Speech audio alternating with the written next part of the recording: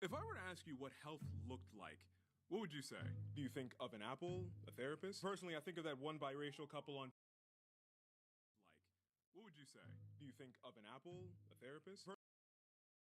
TikTok that looks like a dictionary definition of the word people. But what does it mean for a person to be healthy? What do you imagine? Well, you could imagine health as a neutral state of being. Like if we're in a hospital, everyone in the waiting room is comparatively healthy to everyone in actual hospital rooms. So health is just the state of not being ill. Or do you view health as more of a positive state? It's more than just not being sick, it's living to the fullest and most optimal degree. Well, in 1946, the World Health Organization defined health as a state of complete physical, mental, and social well-being, and not merely the absence of disease or infirmity. Going deeper, Henry Sigerist, a medical historian whose work influenced that definition, once wrote, "Health is therefore not simply the absence of disease. It is something positive, a joyful attitude towards life, and a cheerful acceptance of the responsibility that life puts upon the individual."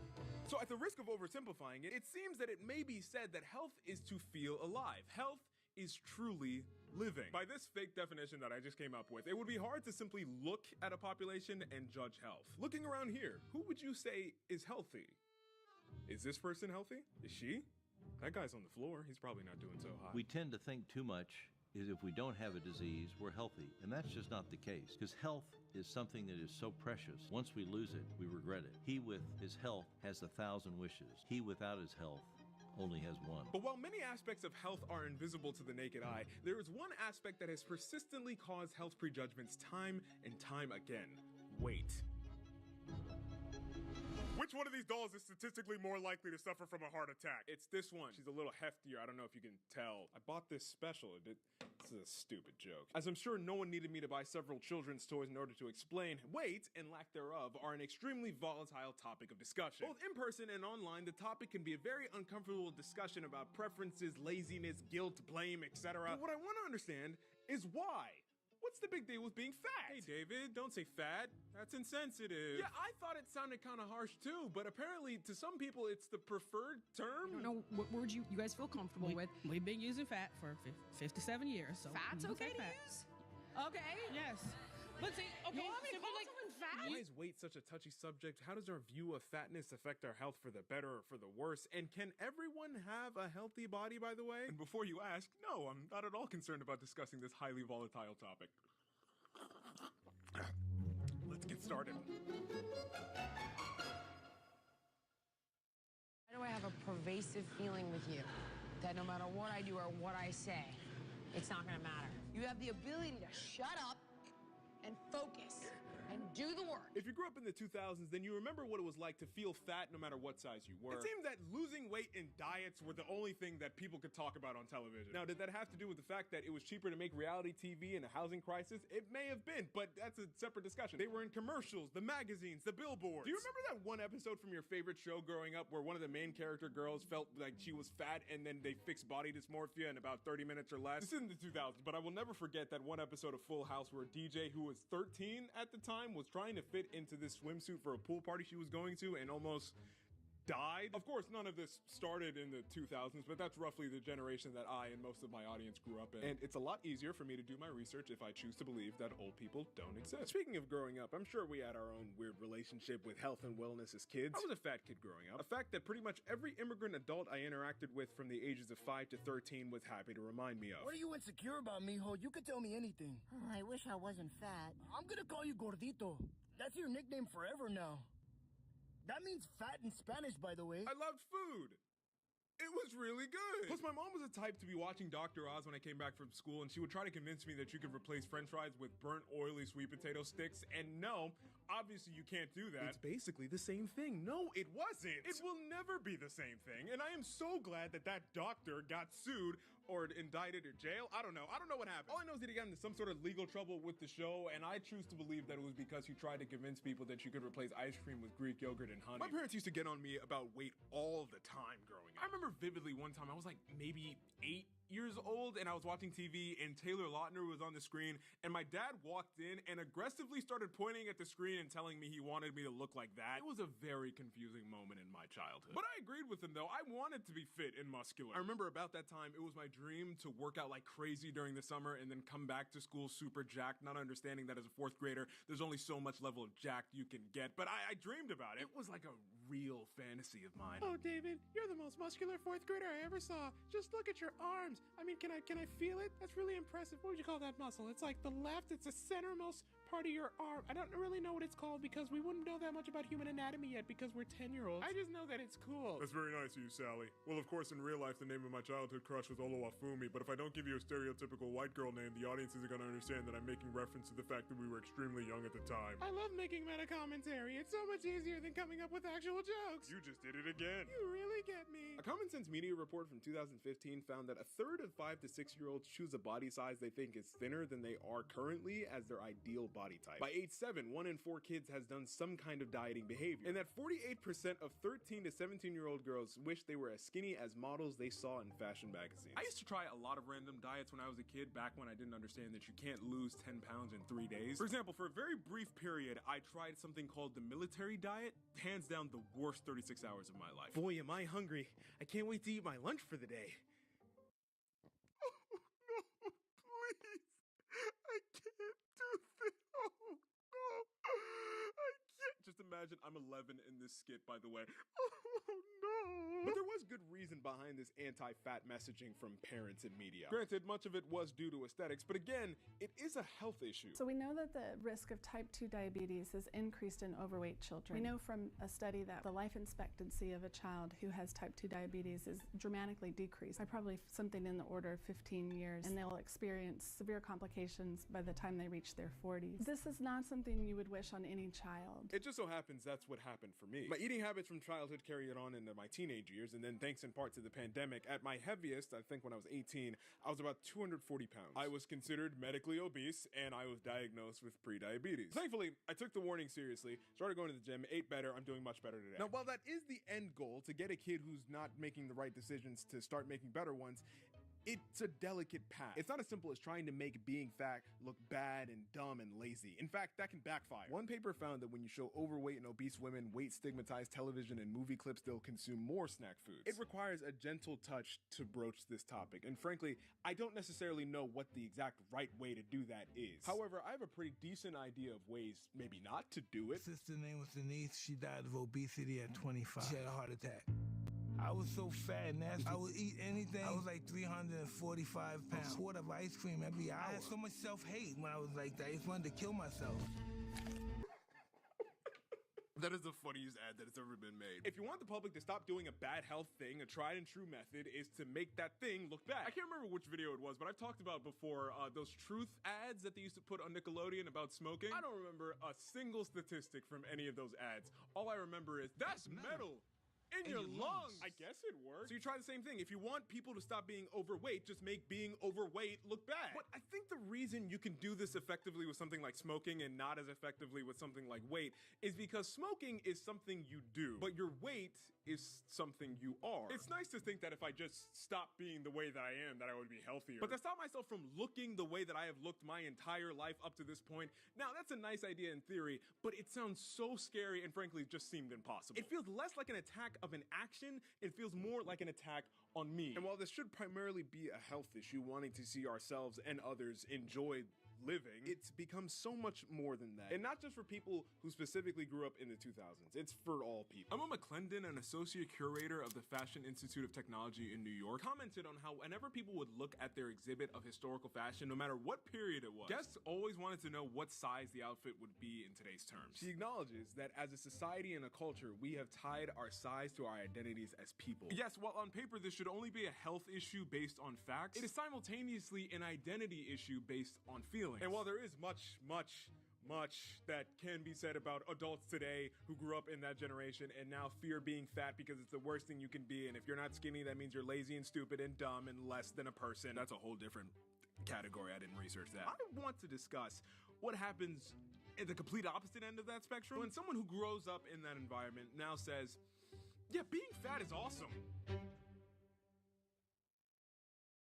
You've probably heard the phrase body positivity, and if you're anything like me, you've probably heard that phrase shortly followed up by an angry man in a gym outfit who stitched a video on the topic and is now about to yell about how it's not real. At its core, the idea is sound, that you should appreciate the body you live in, no matter what shape, size, or type it may be currently. This approach could lead to increased self-esteem, better confidence, better mental health, and it can make it easier for a person to pursue a healthier lifestyle if they do so from a place of love and not just hating their body and themselves. You may also be familiar with the term healthy at every size, or HAES. The idea that a person can pursue health without the sole purpose being to lose weight or it being weight driven in any way, but that any person of any size can reach out to improve their health in any number of other ways. Again, the decreased stress of a person hating their bodies combined with the fact that an approach like this could limit someone's chances of developing an eating disorder. Now, those benefits cannot be easily dismissed. There are a number of misconceptions. One of them would be that the movement is saying anyone can be healthy at any size. And it's really not saying that. The big idea is that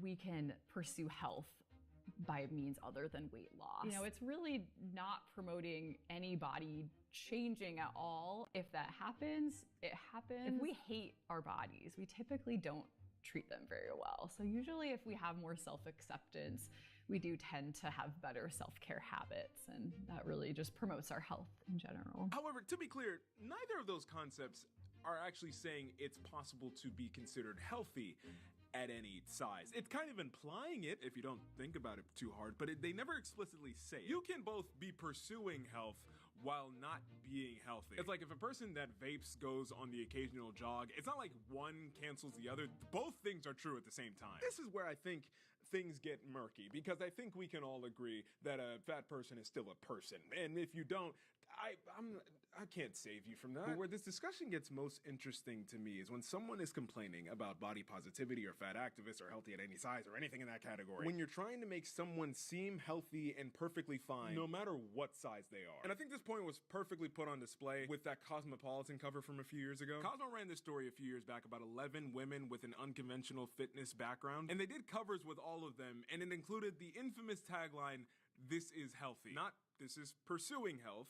Not, "This is trying to be healthier." This is healthy. And it received concern and backlash from a lot of people. The latest issue of Cosmopolitan has been branded horrifying and shameful. I think it is irresponsible to be celebrating obesity in the middle of a pandemic where we know obesity can kill you. What's interesting to me is that in defense of this cover, really on this topic of coinciding fatness and health in general, the answers given seem to avoid the heart of the question. Because you describe yourself as bigger, I don't know. Would you fall into the obese category? I would. Right. But guess what? Mentally, I'm much more healthy. I'm happy. I'm confident in myself. And mental health is imperative as well. We'll come back to that point in a second. But first, I want to discuss the names thing again.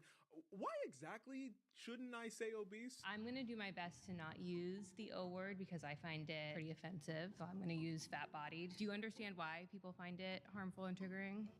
Overweight and obese is literally just having too much body fat. It has nothing to do with the quality of the person. What I find interesting is that those in the fat community prefer the term fat because it can be used in a neutral way, but a lot of them don't like the term obese because it's offensive. In fact, on more than one occasion while reading articles on this, I saw the word obese like asterisked out or blurred like it was a swear word in a 1950s cartoon. And it's not just adults. A study from the Yukon Rudd Center for Food Policy and Health found that young people don't like for their parents and other adults to use words like fat, large, and extremely obese while discussing weight, which is ridiculous to me because you needed a study to figure that out. It was someone's full-time job to find an answer to that burning question. But that's not all. Apparently, they also found that kids don't like phrases like mega fat, fatty, gargantuan, chubbers make chubs. That research grant money's being well spent, I see. Good work, gentlemen. And I get it. When I was younger and I was fat, I didn't like for adults to refer to my weight just any kind of way. And it also didn't make me feel good when adults would try and wash away all my pain caused by other people making fun of me with one catchy slogan. Remember, sweetie, sticks and stones may break my bones, but words will never hurt me. Mom, are you stupid? But why is that? Why do you have to dance around the subject with a cacophony of words? Because most people would say the original word is fat, but that seems kind of rude, so you try and come up with something gentler like overweight, then obese, then plus size, then heavy, then large, then big. Or you can take the approach of the Obesity Society, which insists on the use of person first language at their events. So instead of saying an obese person, you would say a person living with obesity. That's a mouthful, right? Like, I get the definition, the reason you do it. They're people first. Yeah, but like in practice, it feels like coddling at best and mocking at worst. Like, I get that on a stage or in an official document, but if I was walking on the street and I was talking to a stranger and they used the phrase "a person living with obesity," in my mind I would just be thinking, wow, you're an annoying person, aren't you? Why does it seem like the most correct and polite word to use is always a slightly different one? I think it's an example of what happens to almost every word describing a touchy subject. Let Them Talk TV has a great video explaining this concept. But nowadays, you would never call somebody with a disability as lame. Over time, the word lame acquired negative connotations. So in the early 19th century, they came up with a kinder, more respectful way to describe a person with a disability. A cripple. Cripple became taboo. So they coined a new kinder word, handicapped. Handicapped fell out of favor to be replaced by disabled. This is a perfect example of the euphemism treadmill. Steven Pinker coined the term in his 1994 New York Times article all about the politics of names. In addition, he pointed out how most people forget where a word specifically derives from and only think about it in terms of the thing it symbolizes. For example, when you think of the word breakfast, you're probably thinking about the foods you eat in the morning and not about how you're breaking a fast of the past 8 hours that you didn't eat during sleep. So too with fat or obese or overweight or a person with obesity or chunky or lumpy or whatever word's gonna be next. The problem isn't the word, it's the stigma the word will get because of what it's representing. And because of that, you get changes to terms that don't really need to be changed, and that sometimes the people being described by that term, they don't want it to change. Steven Pinker pointed out in his article about how at the time there were some who felt the term should be changed to individuals who cannot hear instead of deaf people, and how some deaf people didn't like that. It's not the word, it's the connotation of the thing being described. And so what exactly is the connotation of the thing being described in this case? Generally speaking, bad. You're an adult, you know. I mean, they could be considered to be too lazy, lacking ambition, not disciplined enough. There's a laundry list of things you could put there. Of course, it would be absurd to say that just because a person is overweight or fat, he is automatically these things, but it's still there. It's a nature versus nurture discussion. What makes a person fat? Is it a moral failing? Do they not have the self-control, the willpower to get their life in order? Or is it the environment of calorically dense, cheap, processed foods combined with the pressures and stresses of daily life that force people to be fat? In some ways, yeah. A 2015 study revealed that people are 10% heavier today, even if they eat and exercise the same amount as people did in the 80s. The reason it was easier for people to be skinny in the 1980s is because of several hidden factors: chemicals, pesticides, flame retardants, types of drugs that we're taking, the microbiome changing. However, it seems that no matter what the actual reason, even if it is valid, the connotation is always there. And you know it is because it seems like everyone is trying to avoid the word. Samantha makes the point that she might technically be in the obese category, but she exercises regularly. You consider me obese? I wouldn't say that you're obese, but it's like medically. I've been medically obese since I was like 12 and I was not obese. If you look at me, you would be like, oh, she's a little plus size, but I am technically considered obese. You're not exactly slim yourself. Well, right? okay, I'm 220 pounds and I'm 6'1", right? You're 5'4" and you're 380 pounds. So there is a difference. I'm not morbidly obese. Right, but you're still fat too. As if the term was synonymous with bad, people try to qualify it as they explain it. Like, yeah, I'm technically obese, but I can still do X, Y, Z. And technically, I did that earlier when I explained how when I was overweight, I was considered medically obese, as if to say, like, yeah, on paper, yeah, technically the doctor said I was obese, but like in real life, you wouldn't have said that about me. Even people with the best of intentions who try to make fat people feel better about their weight still put a spotlight on the weight itself. In their kindness, they're perpetuating the idea that fat is obviously something inherently bad, and you need the positive comments of strangers in order to feel better about yourself. Like, it's kind of a joke now, but people leaving comments of healthy body, by the way, you're so brave for posting this. I'm glad to see the comments are being nice. I bet you smell really good. All of these compliments have an air of like, yeah, you're still fat and nasty, but at least you have all these other appealing qualities about you. I also love when people give historical references as if it changes anything about living in present times. You know, Kathy, there's no reason for you to feel bad about your weight. Did you know thousands of years ago the Greeks used to worship goddesses who looked just like you? I don't live there. Well, yeah, but if we did, then people would actually like the way you look instead of, you know, right now, the time period we live in currently. You're just substituting for the regular school counselor, right? No, I'm actually full-time now, because, funny story about that other guy. He died. I swooped in, I took his job. I don't know.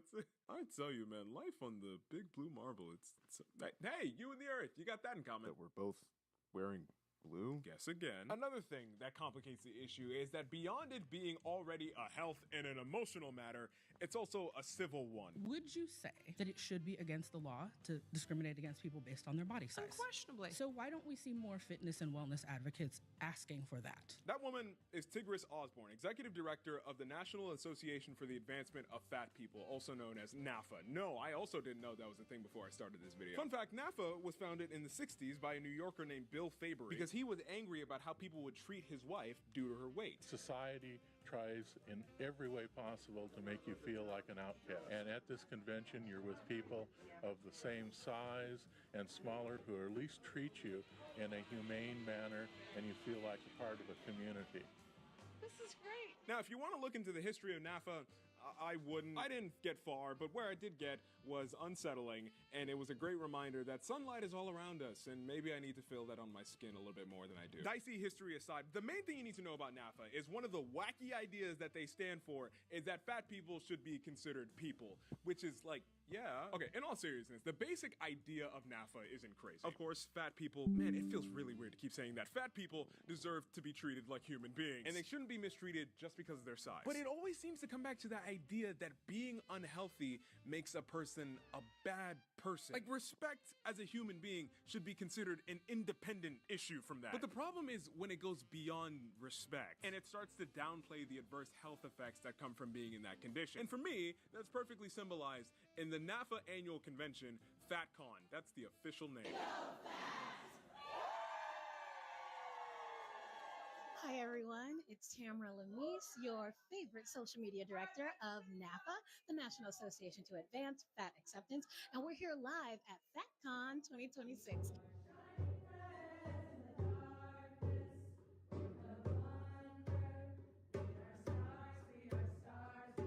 Look, I don't know if I was fat enough to be in the club before. I know I certainly don't qualify now. But as someone who grew up with meat on my bones and I was the fattest kid in my family and I constantly felt insecure about my weight, I can say definitively this would have been terrible for me. Because I already felt that being fat was part of my identity and that I couldn't change. And if I was 18 years old and at my heaviest and I chose to just believe that that was the case and there was nothing I can do, even if I did that with a positive spin, I would have never changed.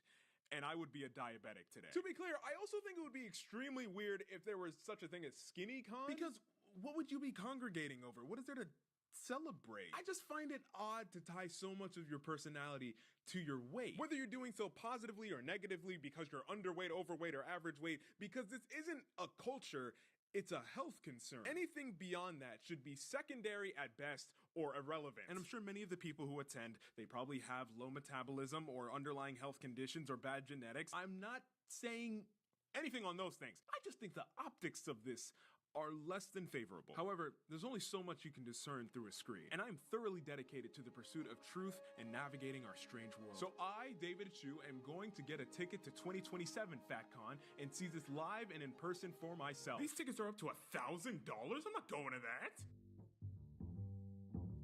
GLP-1 stands for glucagon-like peptide 1. It's meant to mimic a hormone your body naturally has, and then it does some science stuff that helps with the process of how your body breaks down carbs and uses sugar for energy. Of course, none of that matters because most people just know it as the magic skinny potion. It was originally marketed as a diabetes treatment, but it was later observed how it could help with weight. In addition to both of those things, the FDA says it could be useful for people with cardiovascular issues. And even more than that, it just seems to be good at everything. One of the really interesting impacts they have is a profound effect on any kind of compulsive behavior. A lot of people who take these drugs report that they lose interest in things like drinking, smoking cigarettes, gambling. I basically stopped binge eating sugar overnight, but I essentially also reduced all of my other bad habits. Pretty much universally, I've never heard someone have a negative experience with them. What, does it make you fly too? Regarding weight loss though, GLP-1s seem to have a weird air to them. There is more than enough discourse about rich people abusing the drug for purely cosmetic purposes. But there's also a weird vibe about overweight people using it sometimes. To some people,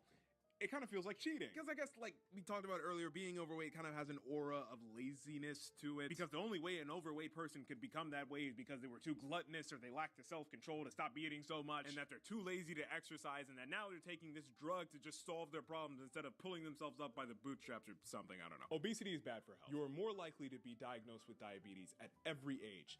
if you are obese. If all the adverse effects of being overweight came from a drug, we would all agree that that drug should be off the market, kept away from kids, and everything should be done in our power to help people to get off of that substance. But you turn it back into a weight issue, and all of a sudden, a lot of people have like an old-timey pioneer attitude about it. It's about whether a population of people has more deaths in it than it has to. GLP-1 seemed to be the first easy weight solution that could turn the tide on American obesity. Is there something a bit off-putting that the only way we can make the population healthier is if we give them more drugs? Well, sure, but we're well past the point of having ethics about creating a potentially dystopian society. Why stop now? But this does not make it a miracle cure that solves all our problems. Because a person has to consider, am I gonna have to stay on these drugs forever? And they're not cheap, especially without insurance, and obesity is a disproportionately poor person problem. Would it be worth it to pay thousands of dollars out of pocket for a drug that I may need to use for an indefinite amount of time? Does Ozempic have a theme song? This was a line I'm sure I meant to finish in the script and I never did.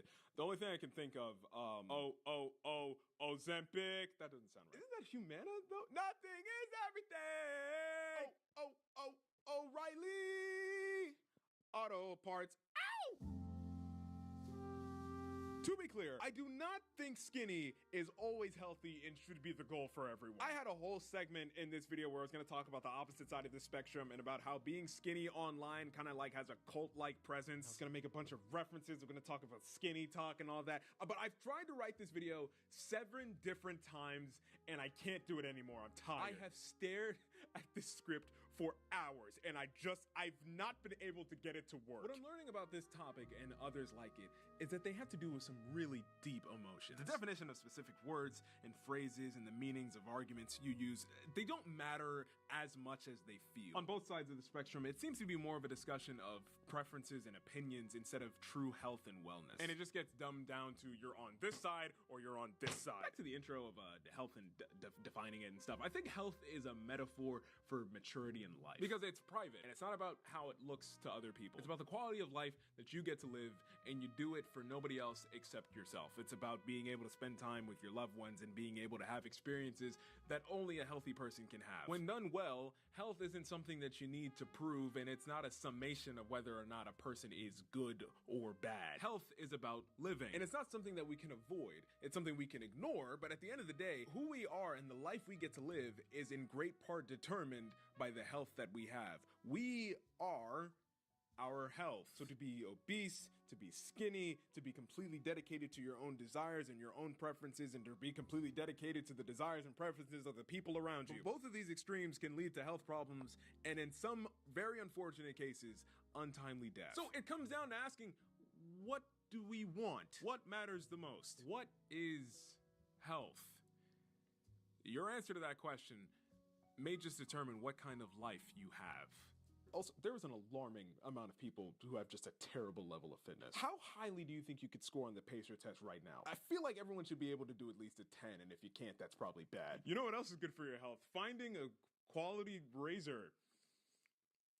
Shut up, I've never done an end-roll ad before. From the ages of 14 to 19, no matter what I did, every time I shaved, I messed up my neck. Bumps, cuts, rashes, the plague. Every single time, no matter what I bought, aftershaves, creams, balms, mysterious green liquids, all of them, they didn't do that much. And I got so frustrated that by the time I turned 20, I just decided I'm giving up, I'm just gonna grow out my beard, which turned out to be an amazing idea because this is a much better look for me. Nevertheless, I was very turned off from the idea of trying to shave or clean up my beard at home because I just didn't want to irritate my face. But then it occurred to me that yes, my skin is sensitive, but also it probably doesn't help that I keep buying a multi-blade plastic razor from the dollar store in a 100 pack. You see, for many people, that irritation is a result of poor design. A lot of modern razors use springs and flexible blade mounts. It's convenient, but this can cause the blade angle to change mid-stroke. And while it may accomplish the role of removing hair from face, it does so unevenly and unpredictably. And as we mentioned, it causes irritation for many men. Now, you can get around this by a number of quick fixes, but if you really want to get to the heart of the issue, you have to solve the main problem.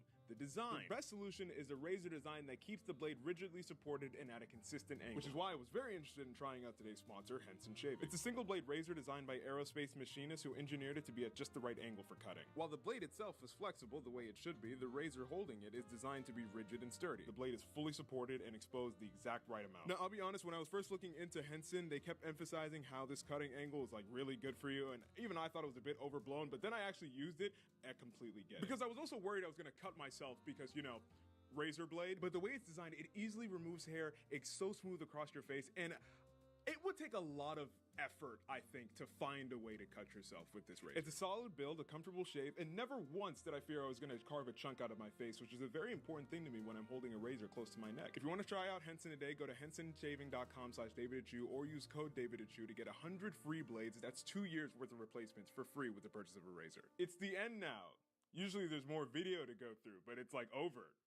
This is weird. Wasn't this such a worthwhile purchase? I purchased $100 worth of dolls so I could make this video. Yes, and it clearly paid off because these jokes are definitely worth the money, time, and investment into making them. I'm so glad we changed the script heavily so I didn't get to utilize all the dolls I purchased to their fullest potential. And it's totally normal that I'm a grown man that just owns this many Barbie dolls now with no use for them. I too am glad at this wise financial decision.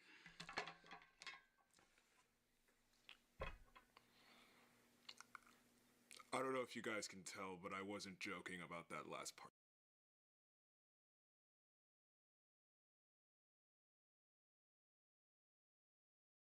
My hands. I'm asking a sort of vague but also kind of smart sounding question that includes the words nuance, society, and insert adjective.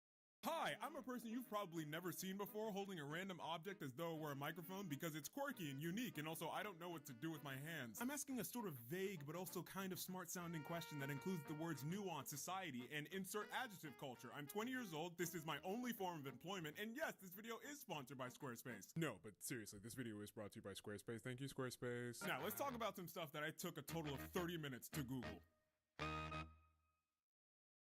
Disclaimer for the rest of this video, I may or may not use the term video essayist, commentary, and drama channels kind of interchangeably. I know they're not exactly the same things, but they kind of are, so I'm just gonna do it, and if I make that mistake, leave me alone, alright? I don't want to hear about, well, technically it's not the same thing, this is the only thing I have in my life. I don't want to hear it. You can write in the comment section, I'm not gonna read it. Now, it may be most appropriate to start this video by explaining, well, what is an essay in the first place? And if this were some ordinary video essay, I might start by giving you a boring definition from Webster's or Wikipedia. No, I'm different. And so instead, we will be taking a definition from a random PDF brought to you by the University of Evansville. Why not? It says an essay is a piece of writing that is written to convince someone of something or simply to inform the reader about a particular topic. Now, I know what you're thinking. Isn't that the definition of pretty much all written text ever? As far as I can tell, yeah. But that's the thing. Essays don't really have a hard and formal definition. They can kind of be anything if you justify it enough. They can cover a large array of writing styles and formats and ideas. For our purposes, let's make it something that we can all relate to. 5-paragraph essays that we used to write in school. Imagine it's like those. You remember all those assignments you used to get in English class where you had to spend 3 pages answering a question that could have been done in 3 sentences and just a little bit of common sense? So it's like that, but stretched out over 30 minutes with a titillating subject matter, such as the upsetting backstory of Cats the Musical or Pants. What's up with those? They all have at their core an introduction, both explaining what the video is about, but also giving you a window into the kind of style that their videos have. Body paragraphs making an argument, explaining their viewpoint or giving backstory to a situation. And they all usually have some sort of resolution, summary, call to action, high-five freeze frame moment at the end, just kind of wraps it all up. And again, like a literal essay, that is a very vague definition because again, video essays can essentially be anything you want them to be. Whether you're sitting down looking at one camera the entire time, whether it's an elaborate display full of costumes and scene changes and transitions, or whether it's like whatever this is where I just make one script and then cut it up into different sections of my house so it feels more dynamic. And it can be about literally anything, ranging from academia to comic books to politics to trending topics, instruments, sports, race, movies from the mid-2000s, anything your mind can dream of. There's so much to be found in the wonderful world of video essays. You said it. Join us, it's fun. Whoa! Okay, so we know what it is. What's the problem? The 5-paragraph essay model is only the surface of what makes a video essay. If you really want to get deeper into the art, you have to consider the 3 dimensions: length, width, and depth. And by width, I actually mean topic choice. They don't relate at all. I just really wanted to keep with the whole 3 dimensions theme. I thought it was really clever when I was writing this, but it doesn't really work out unless I explain this bit, so I'm just gonna cut myself off and then we're gonna get into the rest of the part. I'm very grateful I don't get this problem in my feed, but there is definitely a problem of people who make videos long for the sake of being long videos. 40 unedited minutes of an incoherent speech that you made impromptu in your car. And yet it still gets views? How? There's something about filibustering during a video that somehow makes it more enticing. It just feels more authoritative. I don't know how to explain it. You just assume that there's more information in here. It's the difference between looking at a thin textbook and a thick textbook. Am I actually gonna read either one of them? Absolutely not. But I'd like to know that if I had to pick one and I picked the thicker one, it has more things in it, so I would know more. To clarify, I'm not going to read it, but I'd like to know that I could, and I would be smarter. No, instead I will be learning the subject by watching YouTube videos that were all recorded in 2007 for some reason, and no additions have been made since. Side note, if you're a STEM major, you know the feeling of starting out your initial classes and all of the YouTube videos about the subject are like animated and professionally voiced over. There's a crash course class on it. Wow! But then as you get further in your studies, you get less of those videos, and all that's left is just random dudes in their basement with nothing but a chalkboard recording on a toaster made 14 years ago with 7 views total. And you can't help but think to yourself, one, I'm not passing this test, but also two, wow, I've come a long way, haven't I? But yeah, the book thing. I'd like to think that if I was going to read it, again, I'm not, but if I did, there would be more information in it. It's longer, so it has to be smarter and better. Of course it does. That's how numbers work. Secondly, I've come to appreciate that most people, once they're like 5 minutes into a video, they don't really care if it's great anymore. Like, they're probably not gonna click off. They're already invested. They may as well stay. As long as it doesn't get severely worse, they'll probably keep watching. Like, most people leave a video within the first 30 seconds. Once you've got to the 5-minute mark, you may as well just stick it out at that point. It's kind of what I imagine love to be. Like, in the beginning, you had to wow me, but like now, we're already so deep into this. Just don't be terrible and I'll stay. There's something really satisfying about being able to watch one 90-minute video as opposed to 10 9-minute videos, because you don't have to go through like the normal format things 10 times in a row. Like, I don't have to sit through 10 intros and 10 outros and get used to 10 different personalities and sit through 10 ad reads. I can just stick to one and be committed to that person for the next hour and a half of my life. Like, it's one continuous narrative. I get to see how they develop it from start to finish. No interruptions, no multiple ad breaks. It works. Plus, the more you do this, and this isn't necessarily a good thing, but the more you're able to stick with just one person in your allotted time, the more of a parasocial relationship you can grow with them. Is that good? Probably not. Is it good for me? Kind of, yeah. It's like the more time we spend just talking to one another as opposed to you seeing me and then seeing somebody else and then seeing somebody else within that same period of time, we feel as though we're closer. Do we know each other? No. But we can pretend that we do. So I don't mind videos that can be like the length of an entire workday. Have you seen Quentin reviews videos? My Lord. I'm not mad at videos that are long with a purpose. Just have a purpose, all right? Don't record an hour and 20 minutes worth of just talking in a car because you don't want to write things down. You just want it to be unscripted because you're so real like that. You don't need a script. Yes, you do. Please use one, at least an outline, man. We need to try to hop on trends and trending topics as quickly as possible because that is the best way of getting traction with the algorithm. For example, my first video to ever find any sort of success is definitely my old AI video about when ChatGPT first dropped. I remember seeing what ChatGPT was for the first time thinking, oh, this is gold. And so I immediately started working on the video, writing, filming, editing. The whole time I was like, yeah, this is it. This is the one. This is gonna do it. And at the time, it probably got like 2,000 views max, which is not that much, but at the time I was ecstatic because I think I was only averaging like 150 views total on videos that I would spend weeks on. So seeing that, what's that, like a 2,000%? I'm an engineering major, I should know this number. 150. That is a 1,300% increase. I did that all by myself. We're gonna cut that together better. That's a 1,300% increase. That's insane. I did that all by myself. And so it taught me that you need to do trending topics. Do what the people are already talking about, and then maybe they'll pay attention to you, maybe. And so it sucks, but if you wanna call this thing an art, you can't fully be artists with it, because in some way, shape, or form, you're always going to be bound by an algorithm or a trending topic or monetization or a sponsor deadline. This is part of the medium. These are the boundaries that unfortunately you have to work within. And this is the part where I can easily say, oh no, but money is evil. I make art for art. I don't want income. I do. I want to be able to live off this. I'm sorry. Is that a crime? Every art form, every medium has its limitations. And when it comes to whatever this is, monetization, algorithms, and sponsorship deadlines are your limitations. And so with that being said, now would probably be the most optimal time to... Sometimes a simple reflection brings me back to where it all begun. Square One. Brought to you by Squarespace. Hello.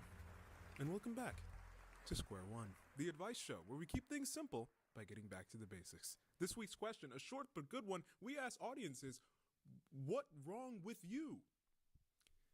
Bit of a spelling error there, but no matter. We had a write-in from a man named Eli. He said, this just says everything? He just wrote everything. I don't know. It doesn't really matter. Just transition into the thing. I don't know what to do with this, man. What does this mean? Well, Eli, that sounds rough. You know what might make you feel better?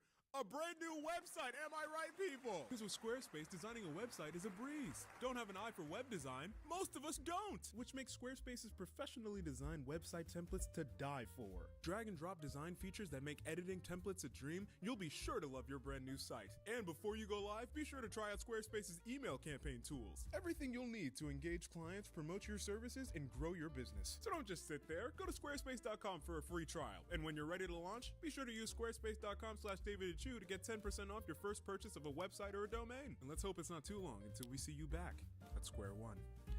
And as for you, Eli, I hope you get that everything figured out, man. That sounds rough. Now, am I saying that you can only do the trending topics and what everybody is talking about? No, of course not. That's boring. Because sometimes you will wake up with the most random and most niche ideas that only you will care about, but sometimes it's just so good you have to do it anyway. Like, for example, the hearing loss video that I made it not because I saw somebody else do it and it went really well, or because all of a sudden people were really concerned about ear health. It's because one day I got a notification saying, hey, turn your music down. And I was like, huh. And then 3 to 4 weeks later, it was finished and uploaded, and now it has nearly 1 million views, which is crazy.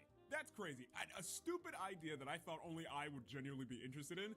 I was able to create it in a way that drew nearly 1 million people to like it. And I love reading the comments under that video because it's a bunch of people saying, oh, I turned the video down to a lesser volume as I kept watching, and oh my gosh, I can't believe you made me care about something like this. That's awesome. I love that. And so those days where I wake up with such a stupid but also kind of very interesting idea, those days are fun, especially when that video performs well. But not every day is one of those days. I'm sorry. I don't always hit. Some days I'm not particularly inspired by anything, and so I still have to make a video, so I just go in the notes app on my phone with like 50 video ideas just in case that happens. I can't help but feel like I'm too lazy when it comes to these videos. Like, I constantly feel that I am both not working hard enough, but also working too much on these, and I'm never happy about it. On the one hand, I'll be researching something way too in depth, and I realize that, but I'm like, nah, I just need to get to the bottom of this. And I can't help but think, man, somebody else doing this, they'd be able to do it way faster than me. I'm so inefficient. I'm so bad at this. Then if I do the exact opposite thing, I'll also get mad at myself. Man, this research is so basic and so surface level. I'm sure that somebody else could be able to make a much better video on it. It could be much more in depth. It could have much better jokes. They should just take my job. I'll give them my channel password. I suck at this. Case in point, for my sleep video, I spent an unreasonable amount of time trying to explain the simplest thing. I knew that it was a very simple concept, but like, no, that's not true. It's not that it was simple. It was that when you're researching, you kind of get into this thing where you don't want to completely just steal the quote from an article. You want to understand what the quote means so you can apply it to something else, but that's a really hard thing to do if you don't like have a deep understanding of the subject. So for example, imagine I'm an alien and I read a paper that said the Earth's sky is blue. Cool. Now for this convoluted example, let's imagine that I'm writing a paper explaining why Earth is the perfect vacation spot, and I'm saying that the Earth's sky is always blue. Well, technically, the article didn't say that it was always blue, it just said that it is blue.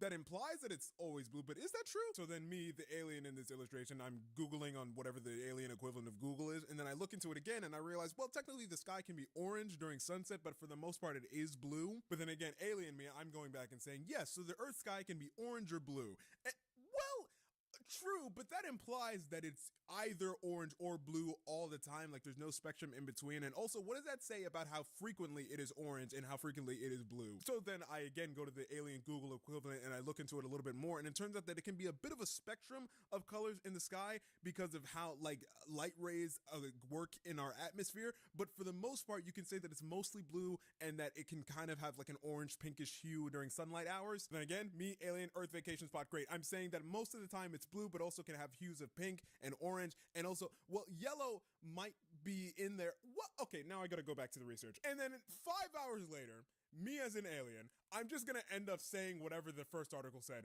The sky is blue. Could have said that in the beginning, should have said that in the beginning, but now it is 11 p.m. and I'm tired. Please tell me that was a good explanation. I don't know how else to describe it. It happens every time I'm writing a script. So like with the sleep video thing, right? I'd read a paragraph explaining how sleep works, and then I try and rewrite that paragraph to help my argument. But then like technically the way I rewrote it isn't exactly accurate. So I need to read like 5 other articles to confirm that what I think is true is actually what's happening.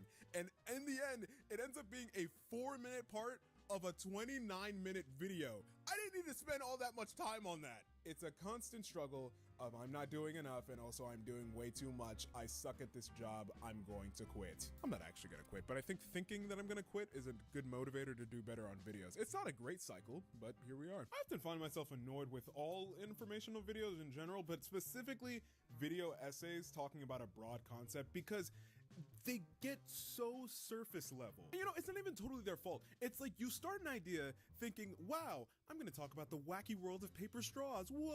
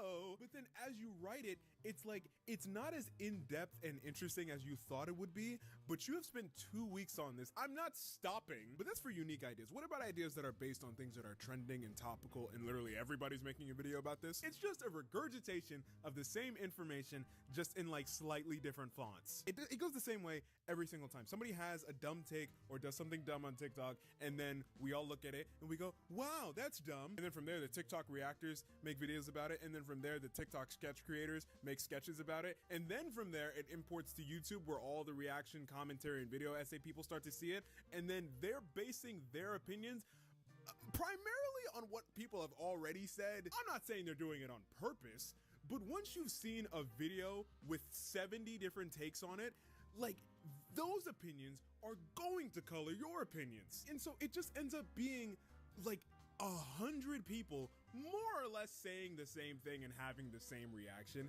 They can do it in their own specific way, and I still can find enjoyment in it from time to time, but sometimes it just gets so formulaic. It just goes to show that no matter what we try to do or try to tell ourselves, oftentimes this format is not primarily meant to be educational. Look, I'm sorry. I know that you used a quote from Aristotle to open your video, but this isn't for learning, really. I don't think that's a bad thing. I want to be entertained. You want to be entertained. That's why we watch them. We're not totally paying attention to this. For most people watching video essays, most of them really aren't paying attention that much. Case in point, don't rewind.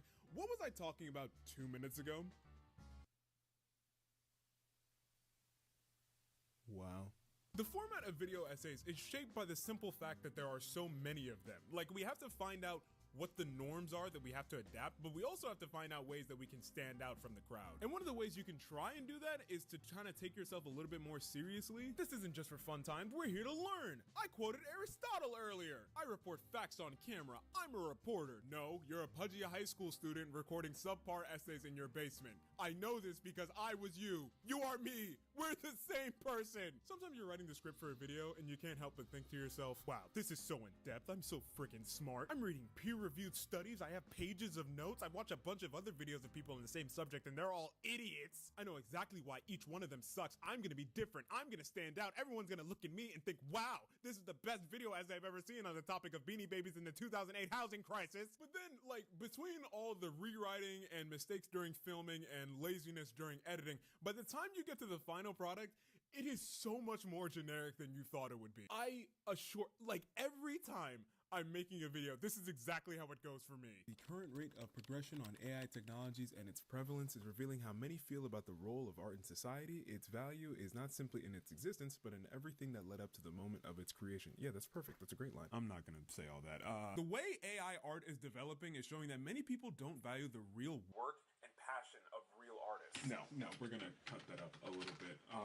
At this rate, AI is showing that people don't care about actual art. Sure. AI art is bad.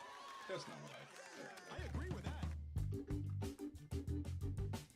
When it comes to the vibe of a video, how it feels, the atmosphere, I think it really depends a lot on the attitude of the person making it and also the subject matter. In general, I don't like making videos where I'm bashing an individual. I like to make videos about institutions and concepts because, one, concepts can't sue me for defamation, but also I don't think it's very nice or necessary to make entire critiques of one person based on one thing they did. Now, do I on occasion look at videos of dumb people doing dumb things on the internet and laugh to myself? Sure, who doesn't? That's very normal. Now, do I then go out of my way to make a full-on assessment of that person based on a 30-second video that I will then share to an audience of possibly millions of people? No.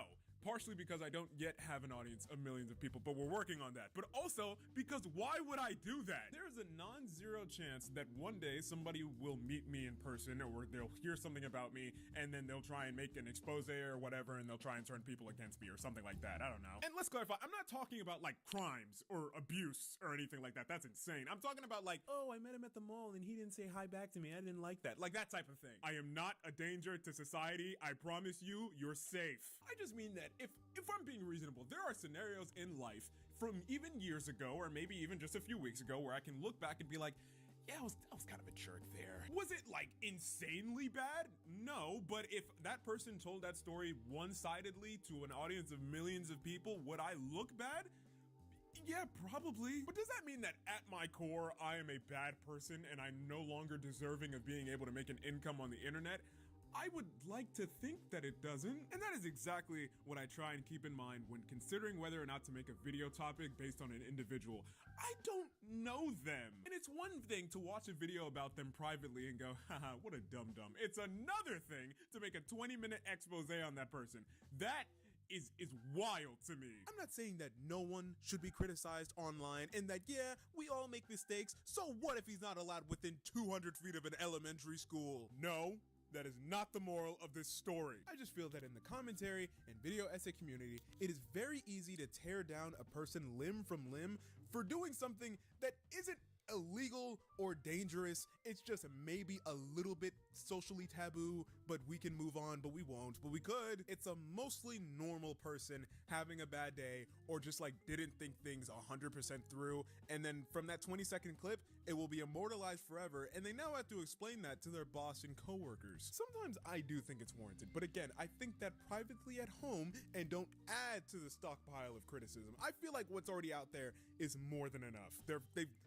It's not that bad. It's fine. Leave them alone. The creator sets the standard for the audience that they cultivate. If your whole thing is making videos talking about how everyone is dumb and the internet is stupid, and anytime somebody makes a mistake, we should key their cars and make them suffer some sort of identity fraud, then when you inevitably do something dumb and somebody was just so happening to record it, or they were somebody with an audience, or they just so happened to make a video that somehow got picked up, if any of those things happen, what's gonna happen to you? Because you have spent months and years developing a personality of I just tell it how it is and judging people all the time with no sort of mercy or some sort of benefit of the doubt. If that's who you were, the people you drew, your audience, they are the exact same way. So when it happens to you, they will never let you live it down. You will be destroyed by the very thing you created. It's poetic, and sometimes it can be very satisfying. I won't lie, I've seen it happen a few times. But again, did I make a 20-minute video talking about the downfall of XYZ? No, I laughed about it privately at home, and it stayed there. And that is exactly why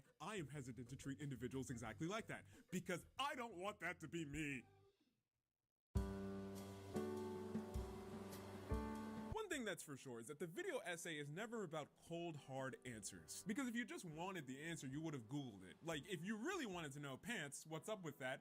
I'm sure there is some sort of Google article about it. They're more about the journey of getting the answer, and along the way to the answer to that one question, you may gather even more questions. Is it an annoying flaw, or is it an endearing feature? Who's to say? See, that's an open-ended question with no real answer. I just did it again. It's very easy to do in this format. So we're asking questions, we're having discussions. Half my job is to trick you into getting sucked into an educational discussion. I do it all the time. It's almost like I'm sneaking a lesson in your mind. Like, we start dumb, and then we end dumb, but there's also like a little sprinkling of facts in the middle there. Like, if you really think about it, that's what happens every time. The emoji video was just a video about language over time. The Vine Boom video was just a video about humor over time, and the I hate self-help videos was really just a self-help video. I lied to you, I'm sorry. I think that's part of the fun. I think it's nice to think that we've shared a laugh and a lesson within 20 to 30 minutes, and we all had a good time. It's very nice to know that, again, a dumb idea I had on a random Tuesday afternoon and was able to dedicate 3 or 4 weeks of work on, I uploaded it, and then somehow it had an impact on somebody sitting halfway across the world. No matter how dumb or inconsequential that impact was, to think that I got somebody to turn their volume down or go to sleep a little bit earlier than they were planning to is a nice thought. With that being said, let me tell you something. If any of you, if you ever inform me that any of your teachers like played my videos in one of your classrooms, I will cry tears of joy. If your high school teacher plays it for the class and you record it and then you send me that recording, I will cry on camera. They may not be real tears because I don't know if I could cause myself to cry on command, but I'll make it happen. I know this has the cadence of a joke, but there are very few times I've been this serious in my entire life. So funny thing, I actually wrote that like a while ago, but recently my younger cousin told me that one of her teachers played my video in her class. If I remember, I'm pretty sure it was a social media video. She texted me about it and it made my day. She also informed me that she tried to explain that we were cousins to everyone and they didn't believe her. She wasn't lying.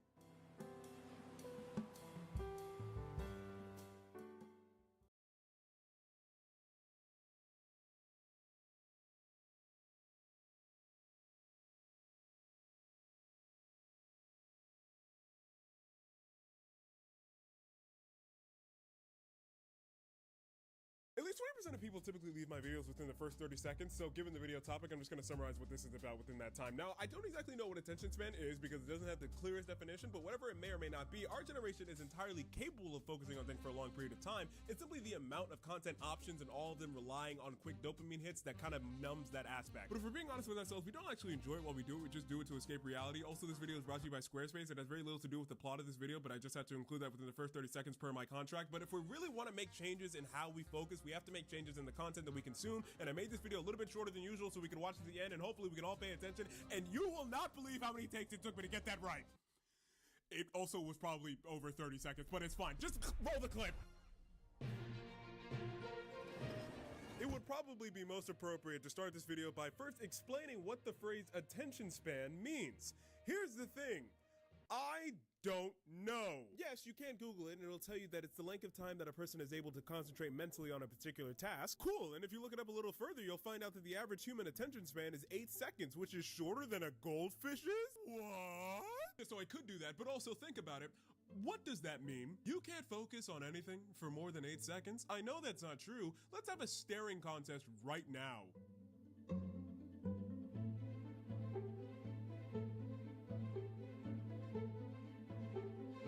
See, that was 8 seconds. I knew you could do it. Well, obviously, that's not what they're talking about. Then what does it mean, huh? No one will tell me. I'm very confused. Also, in reading this, there's more than one type of attention. That's weird. And if so, what attention was that stat referring to? It can't be all of them. Do you see why I'm confused? So that stat is pretty much garbage. It's almost a decade old and it comes from a group called Statistic Brain, which Forbes described as, quote, an SEO website masquerading as an academic institution, which just feels so mean. Forbes, that was just harsh for no reason. The same Forbes article goes on to explain that that statistic has only 2 sources to its name, one of which comes from a report with a sample size of only 25 people, which is too few people, right? BBC reporter Simon Mabin called the sources from the report, quote, infuriatingly vague. And when he tried to reach out for comment from Statistic Brain for more information on the stat, he never received anything. And also, goldfish don't have bad memories. They're actually pretty good. This is according to a number of sources, including a very thorough experiment from a winner of the American Museum Natural History Young Naturalist Award. Try saying that 5 times fast. Did I even say that right the first time? American Museum of Natural History's Young Naturalist Award. That's the title. Wherein Katie, no last name, came to the conclusion that goldfish has spatial memory that can last for at least 6 months. Now, are memory and attention exactly the same thing? No, but shut up. It felt pertinent. Speaking of experts, some smart people I read about this week said it really doesn't mean anything. Professor Neil Bradbury of Rosalind Frank University told Time magazine there really isn't a good definition of what attention means. And unless you have a good definition that everybody agrees on, it is really hard to come up with a measurement of that because you really don't know what you're measuring. In addition, Dr. Gemma Briggs, a psychology lecturer of Open University, once told the BBC that the idea of an average attention span is rather meaningless and that it is very much task dependent. How much attention we apply to a task will vary depending on what the task demand is. And I am sure after I upload this, somebody's gonna explain this in the comments and make me sound like an idiot. All right, I'm sorry, Susan, okay? This wasn't supposed to be some think piece. I wanted a definition for the beginning, and then the rest of it was just gonna be my opinion. It wasn't supposed to be this smart. I'm sorry. Moral of the story, I don't know what words mean, and I'm going to take this lab coat off and stop pretending that I'm smart enough to talk about this. And so, for the rest of this video, it will be almost entirely opinion and vibes based. That way, no one can get mad at me and yell at me saying I'm wrong. Now, technically, I don't think it's fair to, as a blanket statement, say that social media just made kids dumber and gave them a short attention span to a certain degree. I think it's more accurate to say that social media, and more specifically short form content, has made people more selective as to what they want to give their attention to. When old people were coming up, there were 3 companies that broadcast on television. Compare that to today, there are 1 billion streamers going live right now. There are a few more options to choose from. Do you think I'm gonna sit there for 5 whole minutes deciding if it's worth my time or not? No. You've got 10 seconds, buddy. Make it good. We have what every generation has wanted, the luxury of being picky with how we spend our time entertaining ourselves. So if you're a 50-year-old recording TikToks at a rate of 2 words per second, all the while you're making faces like this and expecting us to stay till the end because it's really worth it and you're so interesting, No! I just lost half my viewership doing that bit. It doesn't work. We skip through videos like it's a job because it's the most effective way to scan and find something that you'll actually enjoy. You call it laziness and weird, I call it proficiency. The problem is when you leave the social media sphere. The mechanics are different and you can't just leave a task because it didn't immediately grasp your interest, which unfortunately is just most tasks. I associate my phone with too much enjoyment. Whenever I'm working on something I don't want to be working on, I view my phone almost as if it can freeze time. No matter how stressful that work is going to be, when I'm on my phone,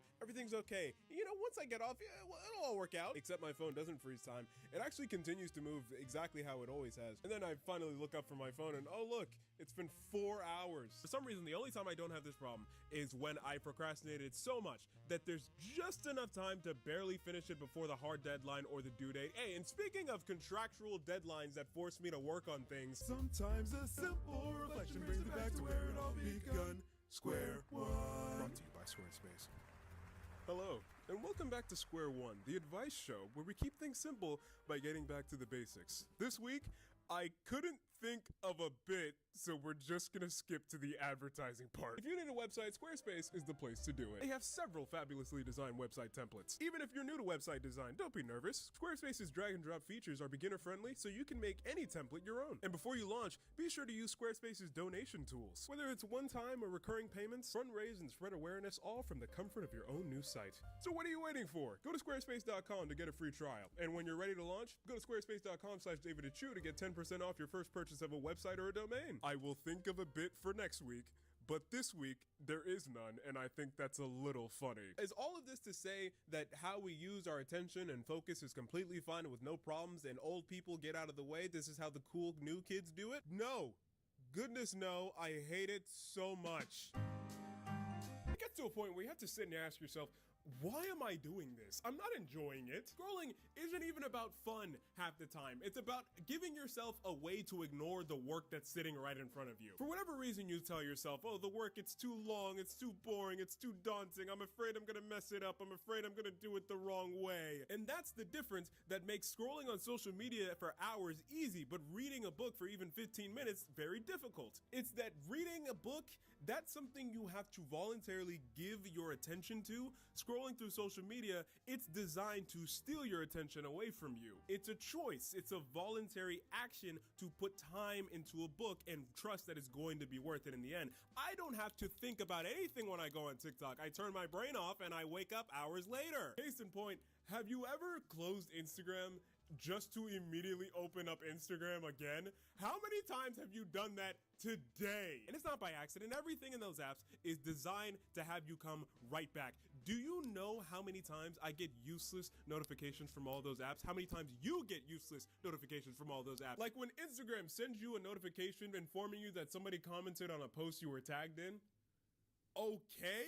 Were they talking about me? No? Why are you telling me this then? There are a number of days where I'll have so many things I need to do, and I'll have the time to complete a good chunk of them. But because I'm so concerned that I'm gonna start on the wrong thing first, or I'm not gonna do well on whatever I choose to do, or, you know, I'm just not gonna, I'm gonna waste a lot of time doing this, I should do this first. No, well, I should really get this started first. Well, really, I should plan out how I'm gonna use the day, but that's gonna take up too much time. I get so overwhelmed by the amount of work, and I'm indecisive as to what should be started on first, that I eventually just give up and go for the old reliable cellular device. Phone is where happiness lives, and I don't have to worry about anything while I'm there. But I don't live there. I live in the real world. It sucks, but there's nothing I can do to change that. And everything will suffer negatively when you choose this escapism route, because it's not really an escape. It's just, it helps you forget for a little while, but then eventually you'll be forced to remember, and it's not gonna be fun when you do. Because you'll have to face it eventually,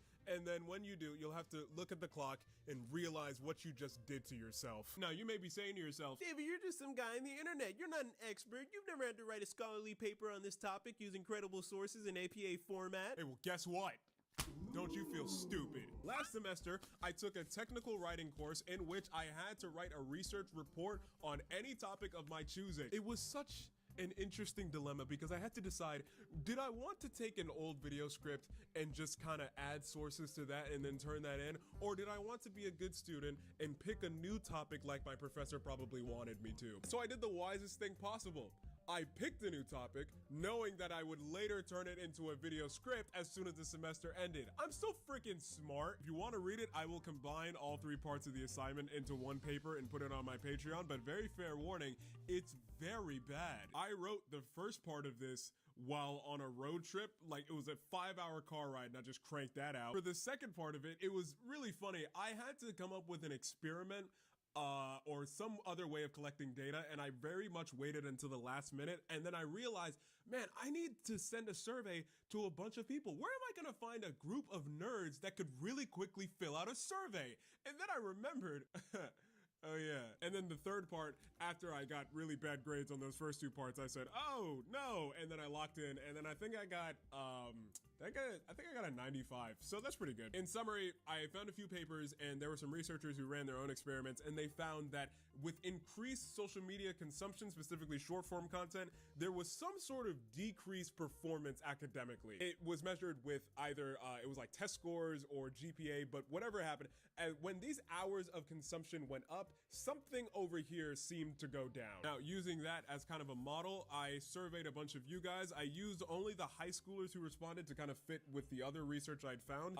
Looking back, it seems that 278 of you responded as high school students. Now, I found that the GPA distribution when compared to how many hours are spent on short form content, as you reported, wasn't anything out of the ordinary to me. However, when I asked you all how you felt that short form content was impacting your abilities to focus on academic work, over 71% of you said it had a negative effect. And so with all of this in mind, I think I finally had to admit to myself and the world one thing. She's the problem. Don't you look at me with those eyes. You see, all the videos on attention span that I watch all had the same idea. Oh, delete social media from your phone. Turn on grayscale so everything on your phone is in black and white. Don't sleep in the same room as your phone, yada yada yada yada. But I'm not a normal video about attention span. I'm different and special and better. And I'm able to do what the rest of them simply weren't capable of doing. I went back to the Stone Ages. Pulls up, 3-pointer. Bang! I set out to find the ancient technology, and it didn't take long. It was then that I was immediately reminded of the concept of unlocked and locked phones. Am I an idiot? Probably. Yeah. So the next day, I set sail for a different establishment that had the very same device, unlocked, for 3 times the money. So we're gonna do a little unboxing. It's so interesting. So this was $90, and if I want to return it after I open it, there is a $45 restocking fee. So for those of you who are good at math, that's half the money. There she is. Extra battery. I don't know why phones got rid of that. There should be extra batteries that come with phones. That's cool. There she is. She's beautiful. I must admit, I'm a little embarrassed. I'm only now realizing I probably have to charge this before it'll turn on. So I'm gonna not keep it forever. I love this thing. I can never let her go, not fully, no. But I'm gonna try it for like a week or 2, just see how it works. And I was thinking about making a video about screen time anyway, so that kind of lines up with things. So I'll let you know how it goes. Maybe I'll keep it for a little bit longer than that, who knows? I'm just gonna try it out. I think in a lot of ways, attention is a skill that needs to be built. It's something that takes time to develop, and in a society where everything is trying to grab and take your attention, giving your attention needs to be more intentional. It's not something that feels good in the moment.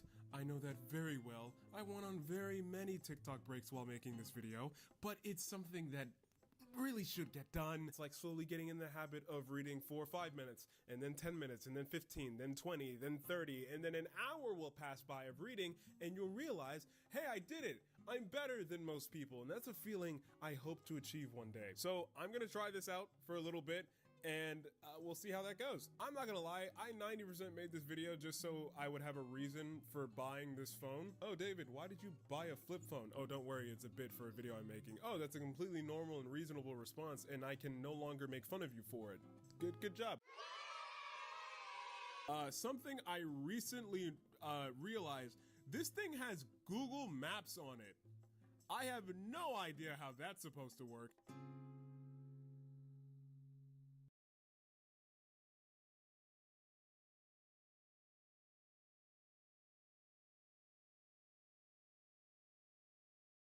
Hello and welcome back to David Crying Like a Baby. Why don't you people love me? Wah wah. This chart has been the bane of my existence for the past 4 weeks. Now for those of you who don't know, every YouTube video on this website comes with a chart that shows how many views the video gets over a period of time. Now it can get very technical, but to sum it up, big line good, small line bad. And for reasons I can't fully deduce at this moment in time, my past few videos have been following a pattern of big line, small line, big line, small line, big line, and then 2 small lines in a row, which that can't be a good sign. And for reasons I can't fully describe, and mostly just because of vibes, I'm gonna assume that this video is also gonna be a small line one. What does this mean for me? It means that my very short-lived YouTube career is probably coming to an end. We had a good run. Listen, I am very grateful that I even made it this far. And every view has meaning to me, and you may be thinking to yourself, hey, maybe those videos did bad because they sucked. And you know what? That's a fair point. But the fact remains, when you've been doing a craft for so long, years with no success, and then suddenly it is working, and then just as suddenly it seems like it has stopped working, that does something to you. Like something you've wanted for so long, you finally get it, and then you realize, wait, did I just peak? And then it seems like it's only downhill from here. You're not really sure that it's downhill from here. It could change direction, but I mean, it feels like it is. It causes a lot of confusing emotions, and this type of thing happens to artists all the time. So what's it like to put so much time and effort into some art piece or some other venture, put it all on the line, and then immediately fail to live up to your own former glory? Let's discuss. Going viral is probably like the best thing ever, but in addition, it is probably also the worst thing ever. Like for me, I sometimes worry when a video of mine does like too well, which I know that's a good thing, but I'm worried about the implication, because now it has been chosen to be the representation of my work as a whole. Think whenever you find like a new YouTuber or you find like a new musician, you usually go to their most viewed video or their most listened to song first to get a general feel for them. So when a new video of mine becomes the most popular out of all of them, I worry, you know, is this good enough a representation of me? Like, was that video even really that good? Because if it wasn't, then no, I don't want it to be a representation of me as a whole. But if it was, I worry that am I ever going to be able to live up to this again? It's the struggle of being universally beloved for one thing, knowing that you will likely never be able to achieve such success ever again. Now, what does that look like in practice? I have 2 ideas that we can use for case studies. You know, one-hit wonders have always fascinated me because they've actually been able to achieve something incredible. With one song, they have defined the sound of a year or even possibly a whole decade. They have actually made the song of the summer. That's crazy, right? They gain instant success overnight and then poof, they are gone just as quickly. Well, in reality, they're not actually gone, but we kind of just pretend that they are. We all move on. They could make 100 songs after the one, and they could all be objectively better, but they will never gain the notoriety and success of the first. The 99% of us who are on this side of a one-hit wonder, we laugh about it and then we move on and then we read it in like a BuzzFeed article 10 years later, as if BuzzFeed is still a thing. Is that a thing? But for the percent of the percent of people who have actually made one-hit wonders, what does it do to them to know that they will forever be known for doing one thing, one time, and that's it? Well, this is what Sean Nelson, singer of the one-hit wonder band Harvey Danger, had to say about it. Imagine if you told a joke at a party when you were 20, and then every party you ever went to for the rest of your life, the only thing anyone wanted to hear you say, and the only reason you were invited, is because they want you to tell that joke again. It's not quite as funny, it's not quite as thrilling, but there are way worse things, and you feel like a total fool for complaining. It's just a particular little sting in the tail. He's right. I can imagine that it is very annoying to kind of live your life in the shadow of your own success. Like, for example, think Rick Astley. Now, I'm not saying the man doesn't have a good voice and make good music and have an impressive discography. I'm not trying to say that at all. I'm just saying, for most people living in the internet age, you hear the name Rick Astley, you think of one thing. A song that I can't play here because I'd like to be paid this month. But at the same time, though, you feel like you don't have the right to complain about it. Like, oh my gosh, my video did too well. Woe is me. Like, I don't want to be that guy, so I'll just keep it to myself. But I'll still feel it. Because you know what's worse than being a one-hit wonder? Being a no-hit wonder, which, as it turns out, is most people. I can't imagine what it's like to be in constant competition with your younger self, deep down knowing you will always lose. That can't be fun. But hey, forget those losers, because there is another group of people who have a far greater impact on culture and society who also suffer the same fate. It's a tragedy, really. No, being a meme is probably really fun for about 15 minutes and then very annoying for the next 10 years. Because at the end of the day, you will be forever known for one thing. And a lot of the times, it's a very stupid thing. This is Silvia Bottini. Now, if you feel you don't recognize her, you may know her better by her professional name, First World Problems Meme. Now, Silvia was working as an actress when this photo was taken to be used on a stock photo website. And then years later, this photo was used for a most unconventional and unfortunately hilarious purpose. And in an interview, she talked about how she actually took issue with this meme for a time because she had been working her whole life to build up an acting career, and her most famous work was being known as, I don't know, crying over a lack of oat milk. That could fit for that meme, right? Yeah. And that must be a very annoying experience for her because she likely has much more impressive work than this, work that she's far more proud of. Doesn't matter. This is all she will ever be. That's all she's known for. Another thing, there's no way to recreate this kind of buzz. It can't be done because really, you never deserved that much attention in the first place. Actually, I take it back. You never had that kind of attention in the first place because the buzz was never about you. It was about the joke. Like, do you remember the great Vine to YouTube pipeline of 2017 when many Viners tried to make the perilous journey from platform to platform and most died trying? Because people never really loved them. They loved the handful of jokes they kept recycling for every 6-second video they made. In summary, your joke was famous, not you. And there is nothing you can do to change that.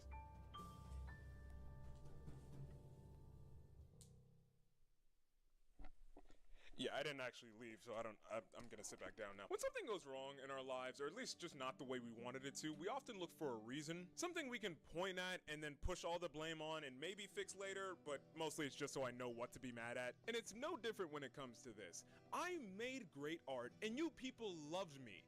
Now that's gone. How do I fix this? Where did you go? But the truth is, there's nothing you can do to fix this. That whole thing of people liking you and giving you attention, you don't have control over that. You never did. So it sucks, but then you're left thinking, you know, where do I go from here? I'll tell you where we go. We segue into the next part of the video where we feel better about ourselves now. Where do you find your validation? Because it really shouldn't be dependent on the success of your work. Easier said than done, but it's the truth. I used to feel that once I made it on YouTube, I would be fully satisfied. People would think I was funny and they would give me attention and love and praise, and I'd have family and friends and we'd all high five at the end of the movie. Like, it would be great. I don't need counseling. This will fix me. My life would be smooth sailing after I finally accomplished that goal.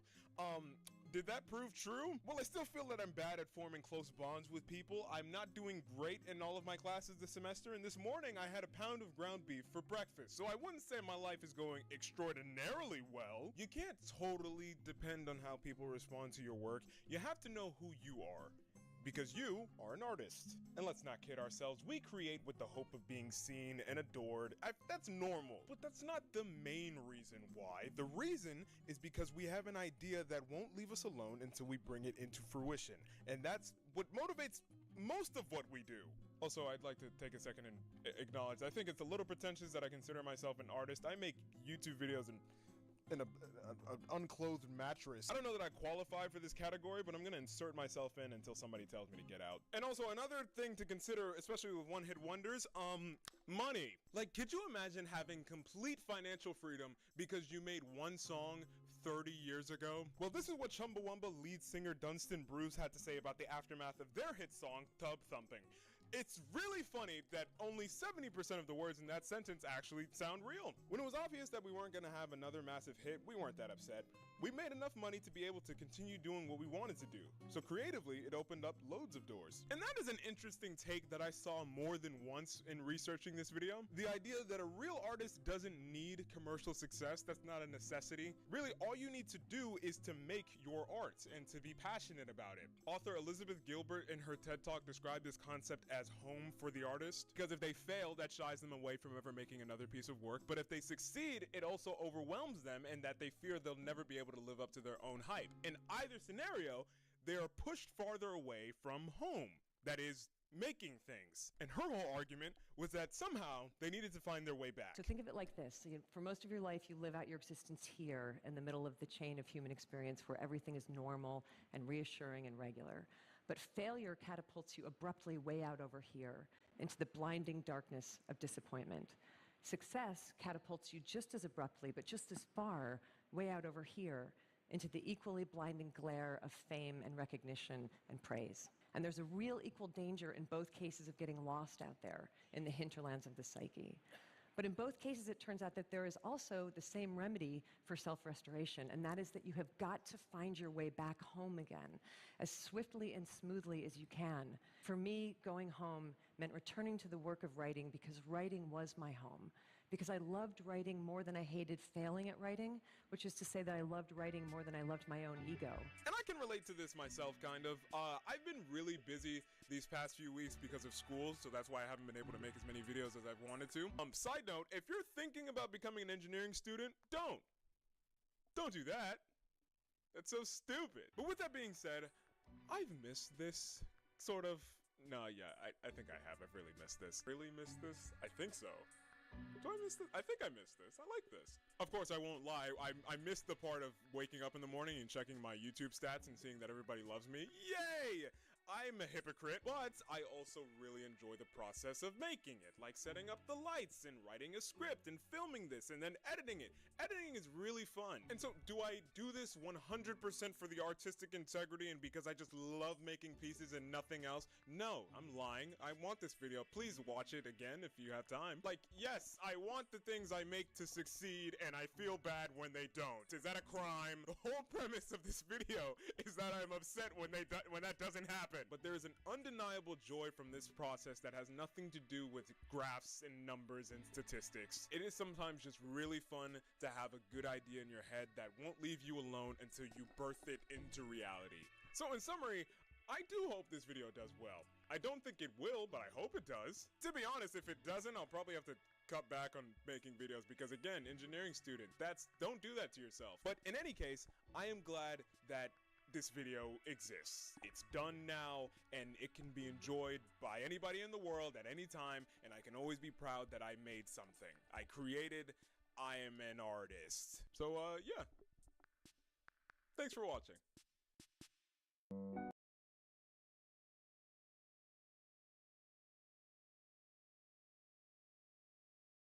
We're gonna keep this short and sweet. As mean as this is going to sound, it needs to be said. As far goes the space you are hoping to improve in, you need to realize no one cares about you. You wanna make videos, you wanna make music, you wanna make pottery, it doesn't really matter. At the start, no one is going to care about what you do. You think you're so cute and lovable, people are gonna automatically just be drawn to your YouTube personality? You think your voice is so unique, it's just going to immediately stand out on the music scene? You think your slip technique is so good, it would automatically impress the late great ceramicist Kenneth Price and Toshiko Takayasu? I don't think so. You are but a humble novice, lost in a sea of other newbies. You are not good, you're not special, and you will not be noticed. Stop hyping yourself up with the idea of who you would like to be. You have to stop and clearly see who you are currently. And currently, you are bad at this. Now, assuming I haven't completely hurt your feelings and crushed your desire to improve, I would love to expound on that thought. It took me 2 years to reach 1,000 subscribers. And then it took me 2 months to reach 50,000. I bring this up for 2 reasons. Firstly,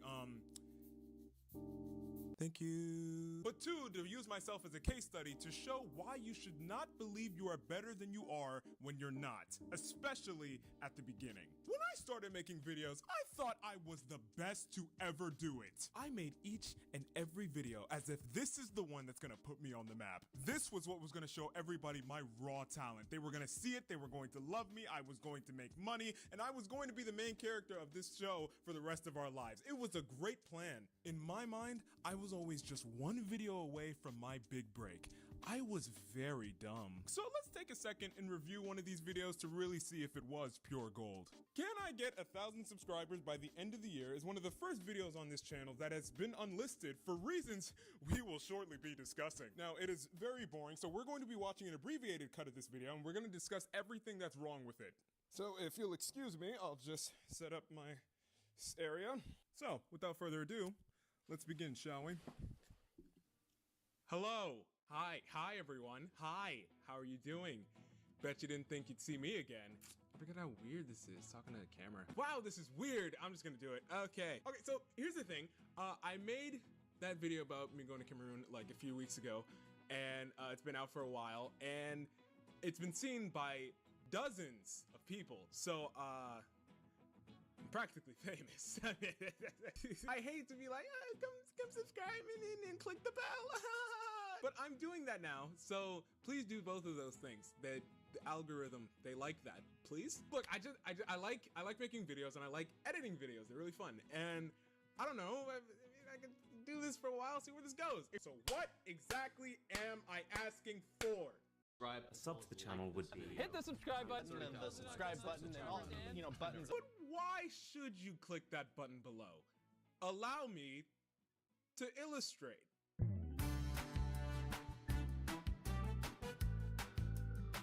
I just broke my camera. Click the thingy. Do it, please. 1,000 by the end of the year. Let's see if we can do it. Probably not, but it's worth a shot, right? All right, well, I'm sure we all thoroughly hated that. I know I did. You can't see that. That didn't have the right dramatic effect. Hold on. I had quite a few notes is what I'm trying to say. Go through these in order. 1, boring copyright music. 2, the setup is too dark. The intro is too long. Please stop begging people to like you. What is this video even about? I made it. Couldn't tell you. Lazy jokes, bad jokes. It turns out that cutting the music and also just cutting closer doesn't count as a joke. Second page here. Also, if you couldn't get the PowerPoint to work, should have just cut it out. That's not funny. I don't remember exactly why I wrote this, but I did write a point right here. No one cares. Multiple S's and exclamation marks. Oh yes, I said why is it so dragged out at the end? And then finally, I think a very accurate note that kind of describes my whole feelings towards this. Boo. So 2 pages worth of analysis that I made easily on my own without anybody else needing to tell me that. These things that are so obvious now were blind spots to me, but a few years ago. Stupid little me, I thought the reason that this wasn't going well wasn't because my videos were boring and sucked. I thought it was because I just need to learn how to game the system better. I was hyper-focusing on upload times and keyword searches and titles and hashtags and all those other things that really don't matter. Because at the end of the day, you want to know what gets attention? A good video. Was this a good video? I think we both know the answer to that. And again, that was an edited and cut version because the original version was too boring to show to you. See, I can openly and immediately admit to that now, but you asked me a few years ago and I would have just said, no, the reason this video did bad is not because it's boring and it sucks, it's because I didn't upload it an hour earlier.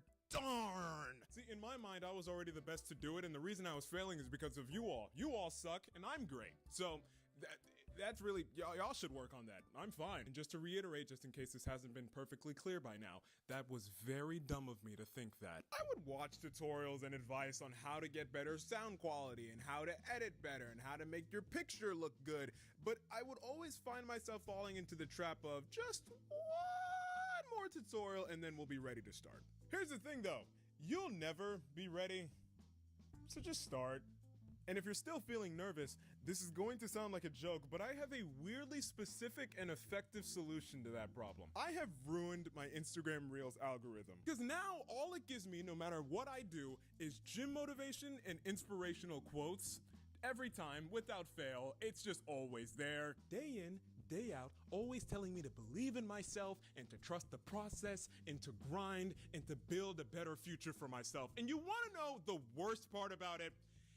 It's actually working. Like sometimes I get on the app just to turn my brain off. You've used social media before, and then it immediately reminds me that my future is entirely in my hands and I have to do something with it. And then I immediately close the app and go read a book or something. A constant reminder that my life and choices are in my control is very empowering and annoying. I just want to be naturally good at stuff.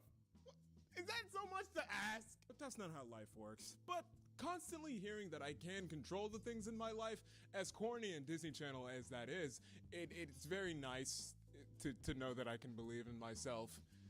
It's had a good impact on me. This is gonna sound stupid, but it's true. You just need to start and then just trust you'll find a plan like along the way. For example, not to be rude, but back to me now. I have made a video once a week for the past 14 weeks, and I can confidently say that I have learned more about the video making process in that 2.5 months than I have learned in 2.5 years.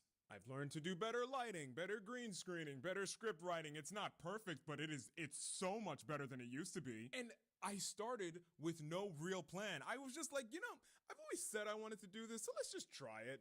It could fail, it probably will, but let's just try it. I spent 2 years believing I was already a genius and it was only a matter of time until other people realized it. But once I sat back and accepted, hey, maybe I'm not, and I just have to keep throwing things at a wall until something sticks, it was then that things started sticking. Now I'm a better writer, I'm a better editor, I have an upload schedule, I have an email in my description for people to send me things and money. Like this is like what I do now.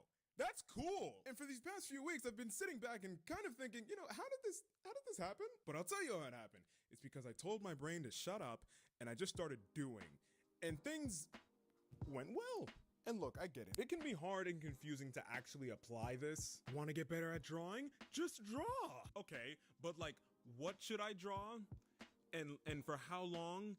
And do I need like a specific type of pencil or paper? And is there certain techniques that I should be working on? And am I good at this? Should I get this reviewed by someone? I'm very confused. That's all very understandable because a blank page is full of infinite possibilities. This is not a blank page. This has math equations on it. It is scary to start blind, but most of the time that's typically what you have to do. I don't really have good advice for that. You just gotta do it. You learn to live with the fear as opposed to letting it guide you. Pretty much it. I don't know. I don't even think. I still don't think I'm very good at this. I don't think this video makes a lot of sense, nor do I feel like it's going to come together in a very cohesive way, but I'm kind of just trusting that it will. I'm applying the advice I'm giving you right now. I don't really think this is a good video, but we're still gonna try it. Have you ever heard of the Dunning-Kruger effect? At its core, it's the idea that when you start a thing, you think you're the best at it simply because you do not know what you don't know. To illustrate, for a moment in 2nd grade, did you ever think that you were just like really good at math? Like, I'm obviously great at this. Look how easily I solved 3 times 4. That means you're somewhere along this side of the chart, lovingly monikered the peak of Mount Stupid. Because no, my poor child, you are not a math genius. You have yet to discover the horrors and demoralizing nature that is advanced mathematics. But unfortunately, you will soon learn. I'm not ashamed to admit that calculus has made me cry. We've all been there. Because the more and more math you learn, the more you realize it gets really complicated really quickly. As that happens, you slowly come to the realization, hey, maybe I'm not as good at math as I thought I was, all the way until you get there. It's gonna be here. It's gonna be somewhere here, right? The valley of something. This is the point where you reach rock bottom, where you truly understand how little you know, simply because you've come to know more about the subject. It's very paradoxical. Now, this is where most people tend to give up, but if you don't, you will slowly increase in your knowledge, and while your confidence may be low, your expertise will increase. Eventually, after a long and strenuous process, you will come to know that, hey, I am good at mathematics, except this time, it'll be true. And this concept applies to any skill. You will think you are really good at the beginning because you don't understand how bad you are. Once you do understand that, it will be incredibly demoralizing. But once you get past that point, you'll actually get good. Once I came to the crushing realization that I wasn't that good at this whole video thing, it actually helped me to get good at it. Again, it's like, it doesn't make sense, yet it kind of does. It's a paradox of sorts. Also, remember, perfection is for losers who can't accept that okay is good enough. One of my favorite quotes about this, again, unfortunately comes from my very effective Instagram Reels algorithm. Founder of LinkedIn said, if you're not embarrassed by your first version, you've launched too late. You cannot wait until you're good to start. It takes being bad to teach you what good is. So really, forget being good. Just focus on being complete. Make something from start to finish. That's all you have to do, and then do it again, and then keep doing it. And eventually, good will happen on its own. So this video is it's dual purpose. So it's telling you to keep going, but it's also my way of saying thank you. Like I said, it's been a very weird few weeks. I've thought about this happening for like, again, years, but like it's here now, and it's like, whoa, that's cool. Thanks. And that's it. All right, bye.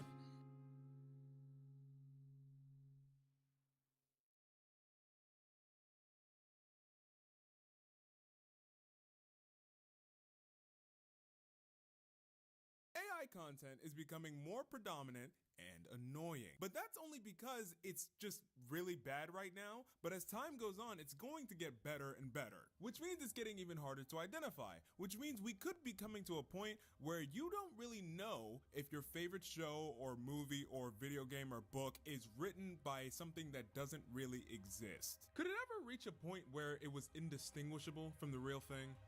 And if it did, would you care? And what if I told you that everything you've seen so far, including me, the person talking to you right now, was completely AI generated? How would you feel then? No, I'm just kidding. I have no idea how to do that. Sounds stressful. But those first two questions, those are real ones. Let's stick with those. When I was in the 6th grade, I wrote this, Becoming Davy Jones. It's a book rife with grammatical errors about a mutant blue jay bird that gets stuck in a vat of nuclear waste, turns into whatever this monstrosity is, and is thus found by 2 middle schoolers. These 2 underage children obviously do what must be done, that is, helping this bird hide out from the people trying to get to him, that is, the British government. Now, after that description, I know what you're thinking. Huh? That's a fantastic question. There was a writing contest in my school. I was an 11-year-old boy, and the TMNT remake from 2012 was fresh in my mind at the time, all right? Need I say more? Now, I cannot emphasize this enough. This 30-page monstrosity of a book was probably my most impressive achievement at the time. Is that sad? Maybe a little, but leave me alone. I was so into this. I spent months working it out, trying to come up with character backstories and designs, and also just thinking about the settings. What about this plot hole? It's such a dumb book, but I cared about it so much. And my efforts did not go unappreciated, for you see, I won 3rd place in the contest. Now, did I even bother to read what placed 1st or 2nd? God, no. They were trash in my eyes. There was nothing that any of my foolish and, dare I say, stupid classmates could ever write that could compare to my iconic literature. The judges didn't agree with that stance, but I did, so that's all that mattered. It goes Kendrick Lamar, then me, then Edgar Allan Poe. I say all of this to say that the book, it's not great. It's fine, but it's still great. No, well, that doesn't make any sense, but hold on, let me explain. There's something to it. It has some sort of substance. If you read it, it just radiates 12-year-old boy energy. Is that energy you want in your life?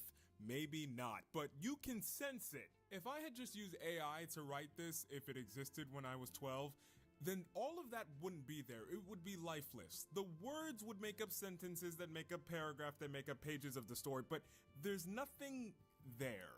Because art is more than the end product itself. It reflects the personality, the beliefs, and the style of the artist behind it. AI has none of that. It has no background, no upbringing, no hard takes or opinions. Therefore, what is it conveying in its art? Nothing. It doesn't have anything. It's just really good at pretending that it does. I think a person's stance on the whole AI art debate is almost entirely dependent on where they see art in society. What value does it serve? A person who doesn't care about this whole thing probably sees art as more of a good. It's just something that's bought and sold, and it's only as valuable as people are willing to pay for it. By that definition, then Van Gogh's entire record of work is outclassed by the cinematic masterpiece that is insert any Fast and Furious movie. Obviously. If you hate AI art, it's probably because you see art as more than a commodity. It's something that it's a part of humanity. So to take the task and defer it to something that has no understanding of what it is to be human simply makes no sense and is infuriating. It goes against the very definition of art. And art also is defined by intention. If I were to take this paint can and splatter it against this wall, and it just so happened to land in the exact perfect way that it creates a portrait of Leonardo da Vinci, would you call me an artist? If we're basing this purely on the results, sure. But to me, Not really, because I had no intention of making a portrait. I just dropped a can of paint. Well, not dropped, I violently threw it, but you get the word picture. There was no intention behind that, so the product was meaningless. It was devoid of talent, devoid of thought. So no matter how beautiful it turned out in the end, it meant nothing. There is no creation where there is no intention. I feel like at this moment, AI is like not bad at understanding the formula to art, but it definitely doesn't understand what it means to be human. Because again, art isn't just the final product, it's about the artistry behind it, all the stylistic choices in the background and the upbringing of the artists that influence it. You can see the different styles, you can see the different emphasis on things and just their way of doing things that you can't find anywhere else. And I think this is nowhere greater exemplified than in one of the greatest art forms of my generation, commentary YouTubers. Because at its core, they all talk about the same thing all the time, over and over, forever and always. Yeah, just to prove that point, I just found out Drew Gooden also uploaded a video about AI content. We all do the same thing every time, and I would have it no other way. Because it doesn't matter if they're all talking about the same thing. They all have individual different styles of jokes and editing. They like to cover different aspects of a certain topic more than others. So it's like they try to emphasize different parts of the story. Maybe they're more into talking about individual people. Maybe they're more into talking about broad concepts. Maybe they like to take one joke and make a 20-minute video about it that on paper should not be watchable, but in reality is indescribably entertaining. With them, and really with any artist, I feel like the end goal isn't to make a video, it's to make a Jarvis Johnson video, to make a Drew Gooden video, to make a Chad not really, video. Their goal is to make something that goes with their brand, to make something that represents them. AI can't do that, because AI is no one. Another interesting point that I read as far as AI taking writer jobs is that most at risk is, I'm sorry, I have to read this verbatim, quote, commercial genres with easily recognizable styles and tropes. Don't ask me why I couldn't memorize that one sentence, I simply could not. And the more that I thought about it, the more that just makes total sense. When I wrote this book, one of my greatest influences and writing mentors had to hands down be the 2012 Disney Channel Writers' Room, because that's all I knew.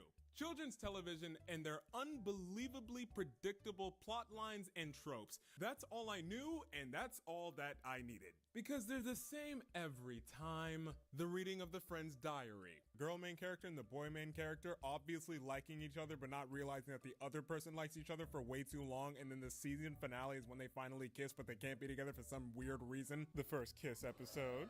The future episode, the episode where the two main character best friends get in a fight and then they decide not to be friends, and then they find other friends that are exactly like each other, and then they realize it was you, it was always you, and then they just abandon the friends they made that episode and we never see them again. The last episode where they're wearing a backpack or holding a bag, they slowly turn around and look at the set one last time, they glance, they smirk, they chuckle, they let out a brief sigh, and then they finally turn around and say, yeah, I'm ready.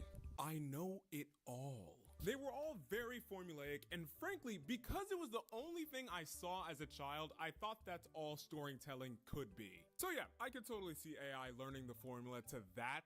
It doesn't seem like it would be hard for it to get the key plot points, use the same tropes over and over and over again, and just spew out like 10 scripts in like a minute. I mean, frankly, you could tell me that the 2012 Disney Channel Writers' Room was using that the whole time, and I couldn't prove you wrong. But for storytelling that is genuinely creative and original and doesn't fit a mold, I just couldn't see it as easily getting the job done. What's the point of inventing things? No matter what time period, what background, what culture, almost every invention is made with the goal of making life easier because we are lazy. You don't want to spend an entire business day just to walk across town?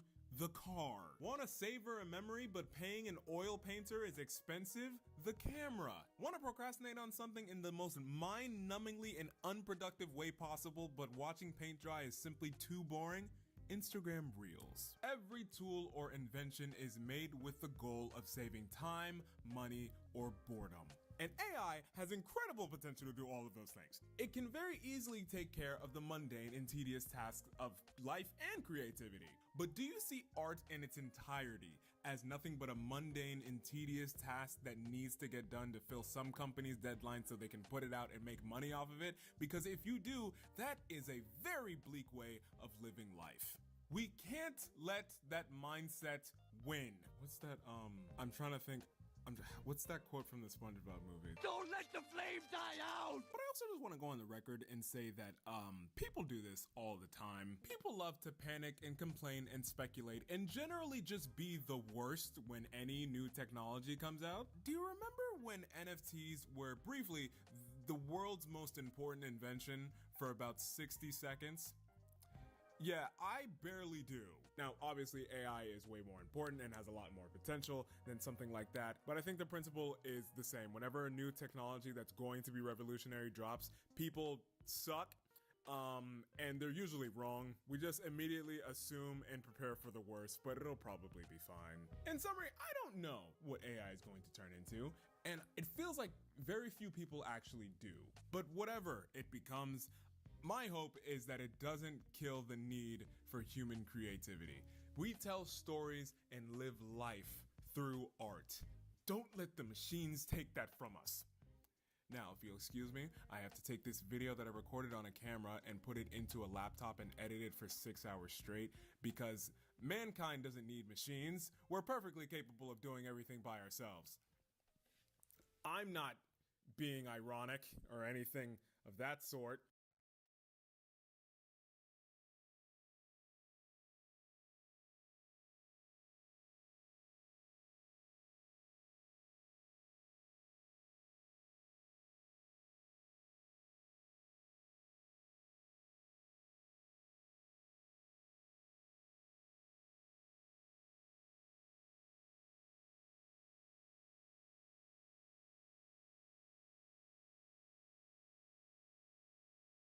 Remember watching Matilda as a kid? Because if you do, there's probably a number of scenes that are cemented into your brain against your will, and for me, it's this one. Pretty soon you'll be able to do any multiplication. 13 times 379. 4,927.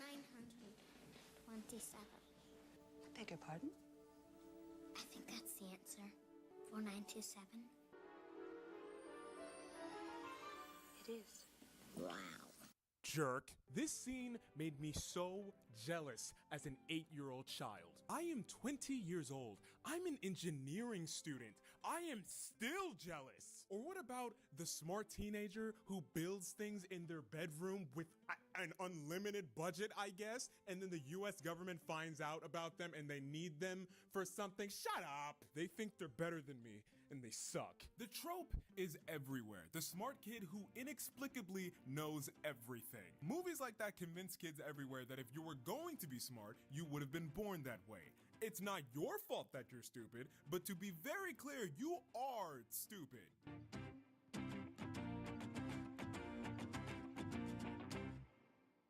Not to flex too hard on you guys, but I was in the TAG, Talented and Gifted program in elementary school, you know. Don't mean to brag or nothing, but you know. Are you jealous of me? Because you should be. Very much so, and if you could start that process, I'd really appreciate it. I don't remember exactly how it happened. I just remember at some point in 3rd grade, we got pulled aside, me and a handful of students, to go to the library, and we were told we would be in the TAG, Talented and Gifted program. And, you know, they told us some stuff about how we'd be doing some extra work together in the library as a group. Now, those are the words that they said to us. The words that I heard were quite different.